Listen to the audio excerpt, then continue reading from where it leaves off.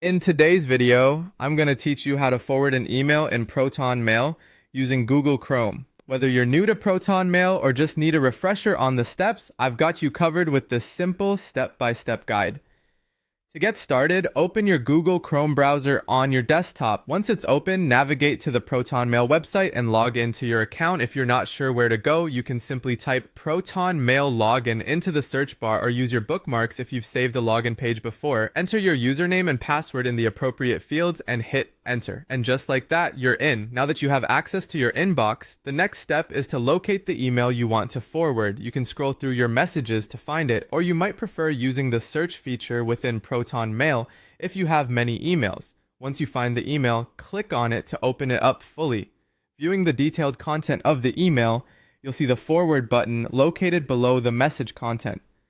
This button is your gateway to passing along important information or sharing a conversation with someone else. Click on Forward to open a new window where you can compose your forward message. In this new window, you'll find a field to enter the recipient's email address. This is where you type in the email address of the person you wish to forward the email to. Proton Mail's interface makes it easy to enter multiple recipients if needed, so feel free to add more than one address if you want to share the message with several people. Now there's a space for you to add any additional commentary or information before you send the email. This is optional, but sometimes providing a few words of context or a personal note can be helpful for the person receiving it.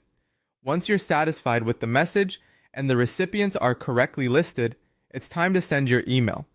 Simply click the send button and Proton Mail will take care of the rest, securely delivering the message to the people you've selected. And there you have it. In just a few simple steps, you've successfully forwarded an email in Proton Mail using Google Chrome.